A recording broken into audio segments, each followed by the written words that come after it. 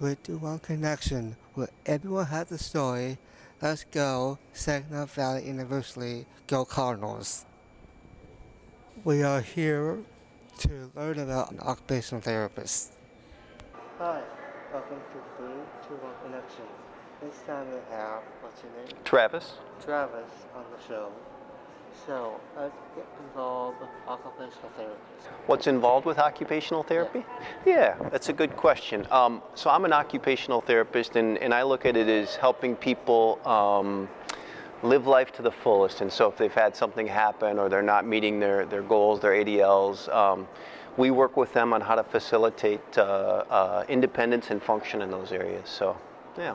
Congratulations. Thank you, thank you. So, what's your most favorite job you have done so far? Oh, my most favorite job. That's a good question. I've had a lot of favorite jobs. It might have been one of my most stressful jobs, but it might have been my favorite too. I was actually a kindergarten teacher in Las Vegas, Nevada for a couple years. I decided to switch careers, and so I moved out there and I taught 5-year-olds how to read and write. That's so fun. yeah, it was a lot of fun. Yeah, yep. So, are you a professional or a student? I'm always learning, so I always kind of consider myself a student, but I get paid for what I do, so I'm technically a professional, but I consider myself a lifelong learner, so I'm always kind of a student, but technically I'm a professional. Well, congratulations. Thank you. Thanks for being on the show. Yeah, appreciate it. Thanks for having me. Yeah, awesome. So, how do you get involved with occupational therapy? You know, I was actually a teaching major and then a psychology major. Wow. And then I didn't want to do either of those. Okay. And I had a friend one day say, you really should look into OT. And I said, I've never heard of that. And I looked up what the job was, and I kind of had a gut feeling and said, I think I could be really good at this. And then I shadowed a couple of OTs, and I fell in love with the client-centeredness. I just fell in love with the idea to be able to help people. Congratulations. Thank you very much. So, how excited are you to become an OT? When I found out that I passed my board exam, I dropped to the floor and screamed. I was so excited. Wow. I really do think that I'm the king and CEO of the Lucky Club. Wow. I just love what I do every single day. I'm very fortunate to have found my passion. Congratulations. Thank you very much. So, are you a student or professional? I'm a professor now, and then I work full-time at a pediatric clinic for kids with autism. Wow. Congratulations. Thank you very much. I worked at a summer camp many, many years ago when I was younger, and I met a little girl who had cerebral palsy, and I fell in love. Wow. And I got interested in the profession. My sister was a physical therapist, and I actually had a degree in art history at the time. Wow. But I was working at a summer art camp, and well, it was before I finished the degree. But anyway, so it was that was my tipping point of like, oh my gosh, this would be a great profession to explore, occupational therapy. She encouraged me. She said you could be creative, but also you could help people as an OT. And this little girl, this cerebral palsy, I learned more and more about it, and that was that's how I got involved. How excited are you for occupational therapy? Oh, it's very exciting. I feel like there's so much potential for this field to really help people meet their potential. And so whether it's very young children or somebody who's much older, we can help people across the lifespan and help people with meaningful activities, meaningful events in their lives and transitions in their lives. And so yeah, there's just such great potential in this to help people do the things they want to do and do the things that they need to do. Wow, congratulations. Thank you. Are you a professional or a student? I'm a professor, and right now I'm teaching, and so I haven't practiced OT for about 12 years now because I've been teaching. But I loved practice, certainly. I really enjoyed that. Different settings, worked with young children, worked with older adults, but I also love teaching, and I get to share my experiences with students and also learn from students. So it's great. Congratulations. Thank you. You're so welcome. Thank you. I got involved with occupational therapy because we get to see people at their most vulnerable states, and we get to be the gentle force that helps them get back to where they want to be. And I think that's really cool and unique, and there's nothing like it. Do you enjoy doing occupational therapy? I do. We get to work with everybody, and it's really cool to see people from as young as 3 months old to 99 years old, sometimes older. So we get to see everybody, and we get to see all the cool things that we get to help them do. Wow, congratulations. Thank you. Are you a professional or a student? I'm a student. You're a student? Yeah. Thank you so much for joining. Yes, thank you. I got involved with occupational therapy because I knew I always wanted to make a difference in people's lives. And occupational therapy is a really cool field where it's broad. You can work with many different types of people, many different ages, and many different settings, helping to help them engage in what's meaningful to them. Wow. So, what's your mission for occupational therapists? My mission, I hope to be an occupational therapist that helps people engage in activities that are meaningful to them and help enhance their independence. Yeah, so I knew that I wanted to somehow be involved in the health field and that I was going to want to help people, but I didn't know what that was going to look like for me until someone happened to mention it to me kind of early on, like when I was in high school, and at that time I was involved with a lot of kids who were on the autism spectrum and really found meaning in being able to help them get back to doing a lot of things that are in their daily lives, and so learning about occupational therapy and how involved we get to be in kind of that aspect of enhancing independence and quality of life was just very meaningful to me. So, Wow, congratulations. yeah. Thank you. Yeah. How excited are you for this job that you have? I'm really excited. So I've got 2 different level 2 fieldwork placements coming up. So those are our full-time placements. And I get to go into outpatient neurology and kind of work with people who maybe have had strokes or spinal cord injuries or brain injuries, and kind of work with them on getting back to doing some things that they did before those things happened. And then I also get to have a rotation in mental health. So I get to do some interventions with some veterans as well. Wow. Yeah. Are you a professional or a student? I'm a student. Well, thank you for Yes. the virtual connection. Thank you for having me. You're welcome. I got involved with occupational therapy because I want to help people get back to being independent and engaging in occupations that they value and find meaningful to them. Congratulations. Thank you. So, what's your favorite memory about an OT? Favorite memory? Yes. I would have to say my past fieldwork rotation and inpatient rehab. It was just really good to actually put my skills that I learned in the classroom in real life in practice. Wow, congratulations. Thank you. Well, are you a professional or a student? I'm a student right now. You're a student? Well, thank you for joining. You're welcome. Thank you. Well, I've always wanted to be an OT. I think it'd be very exciting to help someone be independent again and change their life for the better. So, what's your favorite memory of being an occupational therapist? I think my memory is definitely in field work and just watching someone be so happy that they've been able to put their socks on by themselves, and it's just been the greatest joy, and they're very proud of themselves, and it's great to be proud of them too. So much for joining Yeah. the show. Thank you. So I originally went to school thinking I was going into nursing because I always wanted to help people, but I stumbled upon occupational therapy and learned about how client-centered and about how meaningful it is to our clients, and I've wanted to be an OT ever since. Are you excited to be an occupational therapist? Yes, I'm excited. I will be graduating in December, so I'm excited to get my feet out into the world and start helping some clients. Oh, congratulations. Thank you. I actually discovered occupational therapy when I was about 15 years old. Yeah, so I was young. I'm 22 now, and I really wanted to do a career that would allow me to make a difference in someone's life. So that is why I chose occupational therapy. So, Are you excited to be an occupational therapist? Oh, I am so excited. I graduate in about, let's see, I think about 8 months. So I am so excited to start working as an occupational therapist. Congratulations. Thank you so much. So I was interested in becoming an occupational therapist because when I was 12, I dislocated and I fractured my elbow, and I ended up going to occupational therapy. And while I was going through therapy for that, I got to see all the different types of diagnoses and populations that occupational therapists got to work with.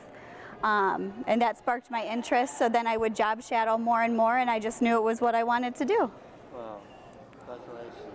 Yeah, thank you. Sorry about the accident. Yeah, but it came and showed that I knew that this is what I wanted to do. So how excited are you for occupational therapy? Super excited. For example, when I get up and go to work in the morning, it doesn't feel like I'm getting up and going to work. I get to go and do exactly what I want to and what I love to do every day. Wow, congratulations. Thank you. Are you a professional or a student? Professional. Yep, I'm a clinician. I graduated from SVSU in 2019. Oh, congratulations. Yes, thank you. So much. You're welcome.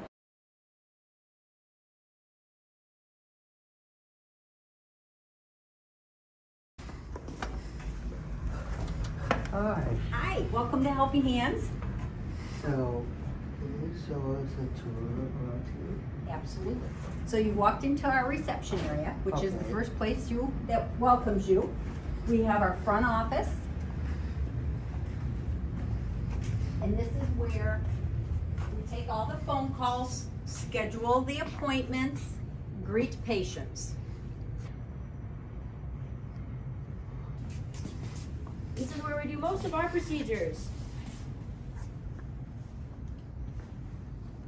Wow. Very cool. And then we have one special room over here. This is where we keep our Versatilt. This is a fabulous piece of equipment that when we expanded in 2016 with the help of all of our foundations, we were able to get this piece of equipment. So what this helps us do, and the dentists, are treat individuals that are not capable of transferring from a wheelchair by themselves into one of the operatory chairs that you saw. So what happens is they wheel their chairs back in. The hygienist or the assistant, you can sit right in that. If you want to pull a chair in and try it, sure. We can just put a chair right in there. It would be a wheelchair, so they would have arms. And then, here we go. It's going to tilt the individual back at an angle where the dentist or the hygienist can then take care of them. If we have an individual who has a motorized wheelchair and cannot transfer, this piece of equipment has legs with wheels that we can put on it. We fold it up and move it right on out of this room, and then their wheelchair can swing right in here and lay back for work done. Very cool. That's very cool. Yes, Thank you it's enabled a lot of individuals in Midland County to receive care that never could. Very cool. And we're one of the only people in the state of Michigan who has one. That is correct. And what is that back there? So that is our Panorex machine. It's something where you stand right in here, you bite on a little stick, and then this whole big machine will rotate around your head so I can get an x-ray or a picture of all of your teeth all at once. That's very cool. And all of our pictures are digital, so it goes straight from there to a computer so I can look at it. Wow. That's very cool. Before we did in our expansion, our office ended right here. This operatory was here. There was the wall. This was the bathroom, and then we had 2 dentist operatories back there. Wow. Because we had such a waiting list that people needed to get help. We were able to get the support of the foundations to expand. Our waiting list, I will be happy to say, is so much smaller than it used to be. People used to have to wait months and months to get in. Lunchroom / boardroom. So our board will sometimes meet in here, and this is where the staff has their lunch.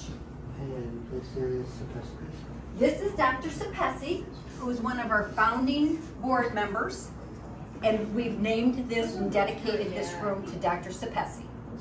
And now, to keep her legacy going, we have her husband, Joe Sapesi, and he's right now our board president.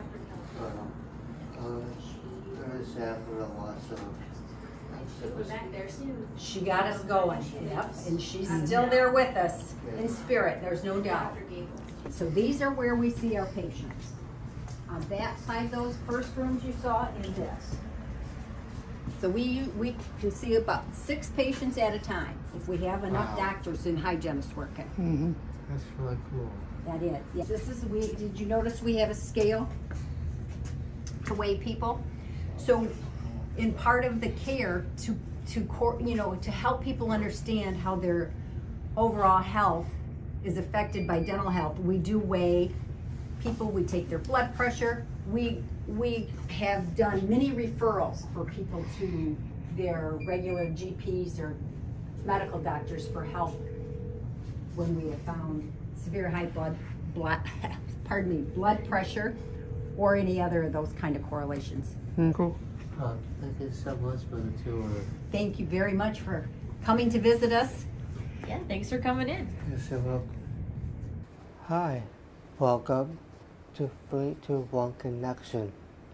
We are here with Robin Doreen and Dr. Jennifer Hopkinsberger, and we're here to talk about Helping Hands Dental Center. So welcome. Thank you, and we appreciate you having us. So how did you get involved with Helping Hands Dental Center? I got an opportunity in 2015 after 25 years in the dental field, and it was just something I couldn't pass up. My husband has been in the nonprofit world in Midland, and I've seen what wonderful things they can do with the support of the Midland community, and I just jumped right in. I am now going to pass it on to Dr. Hopkinsberger, or as we call lovingly, Dr. Hop. So I've been with Helping Hands for like 2-ish years now. I started this whole dental journey a long time ago. I was an assistant before I went to dental school, and then I went to dental school, I did a residency, and then I lived in Lansing, and now I'm here. Wow. We've been all over with this. So how does Helping Hands Dental Center work? So we are a small nonprofit that takes care of adult Medicaid patients. Okay. We don't see kids, and we don't take any cash. So we are here strictly for that group of individuals that has nowhere else to get services in Midland. Okay. And we're proud of it, and our expansion has brought us many more new faces and families to help. Do you have any volunteers? We have volunteers. So Helping Hands began in 2004 with 17 local dentists that began volunteering their time to take care of this group of individuals that had nowhere to get care. And Dr. Kay Gable and Dr. Tracy Sapesi were the 2 major dentists that got things rolling, got our first facility built, and got the volunteer dentists that helped us for a number of years. That was at a time when Medicaid didn't exist for dental in Michigan.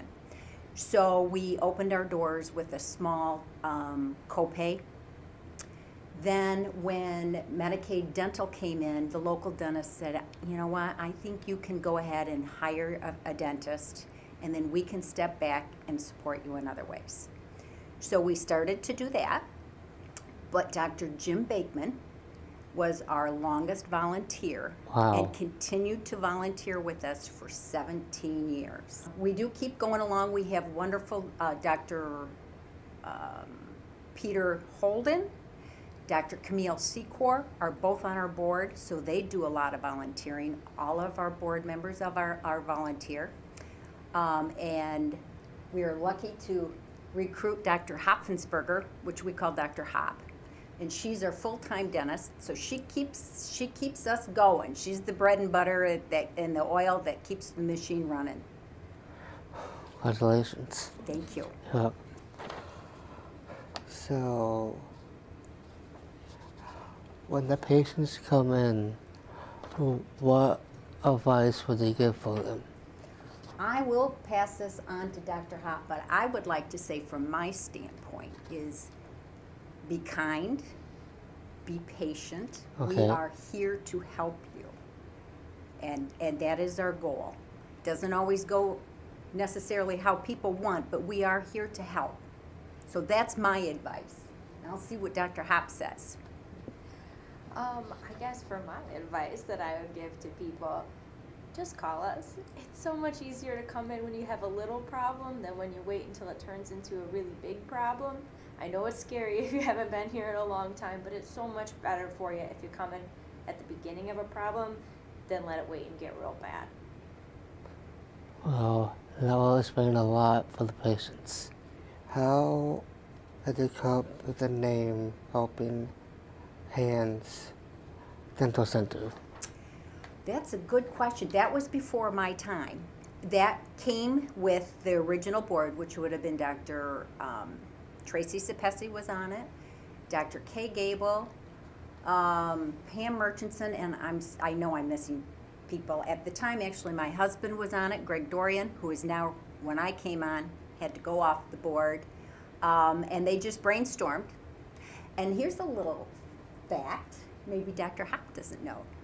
The first sign we had for Helping Hands Dental Center, her uncle designed. Wow. I didn't know that. Yeah. I didn't know that either. Yeah. So, what is your vision in Helping Hands Dental Center? Our vision, our vision and our goal is to keep the doors open always. That's the primary thing, to be able to continue to see more patients. Okay. Find dentists that want to work in public health. Like that's, I want everybody to know how truly lucky Midland County is to have Dr. Hop that does this work every day. And everybody here in this type of practice can make more money in a private practice. They do this out of the goodness of their heart, which is why I led to that other part, be kind to us. We truly are here to help. Wow. We'd like to expand. There's some equipment we'd like to be able to do more procedures. Our goal, hopefully someday we'll be able to do that. Digital scanners. There's crown milling. What else would you like? She has a list, don't you? Of things I want always.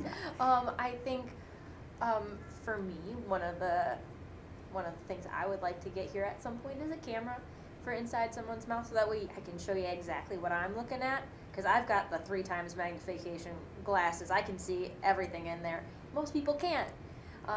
So to be able to show my patients what I'm seeing and why we have to do what we're doing, and of course so I can tell the fun folks at the insurance companies this is also why we're doing it. So Medicaid last year had an expansion, Michigan Medicaid, and they started covering more procedures, which we have, been hoping and praying for years. So they've, instead of just covering extractions and fillings and exams and cleanings and x-rays and dentures or partials, now we have an opportunity to do some root canals and crowns to help save some teeth that normally the only way to help a person have a smile would be to remove them and replace it with a removable partial or denture. So, part of our vision is to expand our services, and I will say there's no place like Midland if you're a nonprofit. We have the best support through the foundations. They've been with us from the beginning. All of the big ones, the smaller ones have all helped us. The service groups in Midland County have helped us. It truly is a team effort to keep our doors open, and all of them have been very gracious in their support with us so we can treat this population. Wow. Congratulations. Thank you. You're welcome.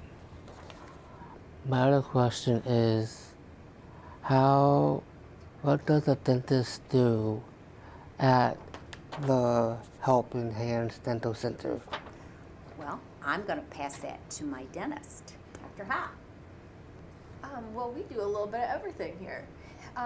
So, like Robin was saying earlier, we only work with patients through Michigan Medicaid. Okay. So, as far as procedures that we can do for you here, anything that they cover, we got you. So we're talking your regular easy stuff, getting your teeth cleaned, little fillings. Recently, we've moved on to doing a little bit more involved stuff like root canals, crowns. If you got a problem, I fix it. That is kind of a little bit scary, but an exciting work that you like to do. You know, this is all I've ever wanted to do. Yes. I come from a family where my aunt's a dentist, my uncle's a dentist. Wow. Like a specific kind of dentist where all he does is make fake teeth. So I knew I was going to do this for a really long time. That's actually, I mean, I was 17 when I started working with Robin in the first place. I was a dental assistant at an office that she used to work at. So this has been a long time coming for me. Congratulations. Thank you. So, where can I learn more about Helping Hands Dental Center? So we both talked about how we take care of the adult Medicaid. Okay. A new portion of our clientele that we've started is through the LIFT program, through the United Way. And I don't know if you have ever talked to anybody regarding the United Way or the LIFT program. But United Way is now a great supporter of ours, and we partner with other nonprofits in the area. And the LIFT stands for Leveraging Income for Tomorrow. And so through this program, people that are in need of assistance that make a little bit too much money to qualify for Medicaid and not enough to go out and get their own insurance or pay cash for dental procedures. This is another group of population that Midland is striving to help in all aspects of life. But we can partner with that group to help with the dental needs. Wow. So, thank you for joining 31 Connection. Thank you very much. Yeah. So that was Robin Doring and Dr. Jennifer Hopkinsberger for the Helping Hands Dental Center. And I would like to honor a memory of Dr. Szepesky. And she had done a great job in her life building this Helping Hands Dental Center. So we miss you. And everyone has a story. Luke Jim Wright signing off.